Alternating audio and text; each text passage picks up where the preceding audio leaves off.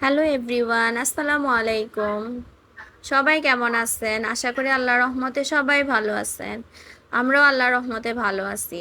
আজকে আপনাদের সাথে শেয়ার করব বিফ খিচুড়ি। এই যে প্রথমে ফ্রাই প্যানে আমি সরিষার তেল দিয়ে দিলাম। সরিষার তেলটা যখন গরম হয়ে গেছে তখন আমি পেঁয়াজ কুচি দিয়ে দিলাম, কারণ সরিষার তেলের একটা এক্সট্রা গন্ধ থাকে।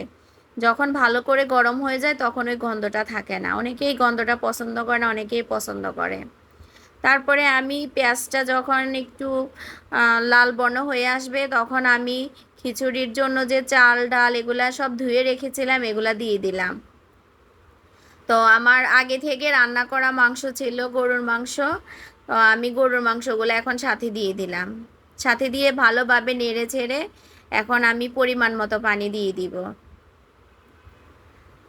1 কাপ চাউলের জন্য 2 কাপ পানি হবে। এভাবে আপনারা পোলাও বলেন, খিচুড়ি বলেন, বিরিয়ানি বলেন, সব কিছুতে এভাবে যদি মেপে দেন তাহলে একদম পারফেক্ট হবে। যারা নতুন রাঁধুনি তাদের জন্য পারফেক্ট হবে। তারপরে যে আমি গরম পানি দিয়ে এখন ভালোভাবে নেড়ে চেড়ে চালের সাথে মাংসগুলা পানি সব ভালোভাবে মিশিয়ে নিব। পরে যখন বলক আসবে তখন আমি কাঁচা মরিচগুলো দিয়ে দিব সাথে। আর পরিমাণ মতো লবণ তো দিয়েই দিলাম আগে থেকে, হয়তো এটা অফ ক্যামেরাতে দিয়েছি, দেখানো হয়নি। এখন ভালোভাবে আমি নেড়ে চেড়ে ঢাকনা দিয়ে দিব। আমার ভিডিওর কোনো অংশে যদি আপনাদের ভালো লাগে তাহলে অবশ্যই আপু এবং ভাইয়ারা আমার ভিডিওতে লাইক কমেন্ট শেয়ার এবং সাবস্ক্রাইব করবেন। আর যারা আগে থেকে লাইক কমেন্ট শেয়ার এবং সাবস্ক্রাইব করেছেন তাদেরকে অসংখ্য অসংখ্য ধন্যবাদ। আমার মনের গভীর থেকে অসংখ্য ধন্যবাদ। এই যে আমি লবণ চেক করতেছি, একদম পারফেক্ট হয়েছে, আমার আর লবণ দিতে হয়নি। এই যে দেখেন আমার খিচুড়িটা কেমন জর্জরে হয়েছে। আপনারা যদি পরিমাণ মতো মেপে পানি দেন তাহলেই এমন পারফেক্ট হবে। আমি যখন নতুন রান্না শিখেছি তখন কিন্তু আমি জানতাম না যে পরিমাণ মতো পানি দিতে হয়। আমি তো আন্দাজ করে পানি দিতাম। আগের দিনে মা খালারা যেভাবে কাঠি মেপে পানি দিত আমি ওভাবেই দিতাম, কিন্তু আমার কখনো পারফেক্ট হতো না। তো যখন থেকে আমি জানতে পারলাম যে এভাবে কাপ মেপে পানি দিলে পারফেক্ট হয়, সেদিন থেকে আমার পোলাও বলেন, বিরিয়ানি বলেন, খিচুড়ি বলেন, সব কিছু একদম পারফেক্ট হতো। তারপরে অন্য চুলায় আমি চা বসিয়ে দিলাম। এই যে চায়ের মধ্যে পাতি দিয়ে দিলাম। তবে অফ ক্যামেরাতে চাটাও খেয়ে নিলাম, খিচুড়িও খেয়ে নিলাম, সেটা দেখানো হয়নি।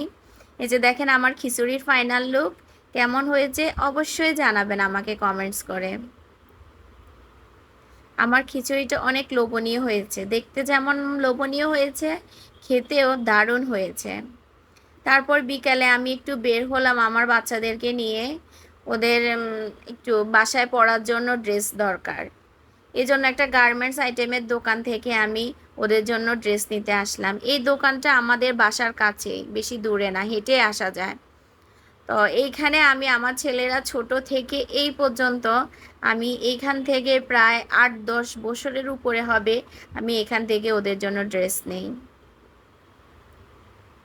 আমার 3টা ছেলে, আল্লাহর রহমতে ওদের জন্য সবাই দোয়া করবেন, ওরা যেন মানুষের মতো মানুষ হয়, ওদের জন্য সবাই দোয়া করবেন।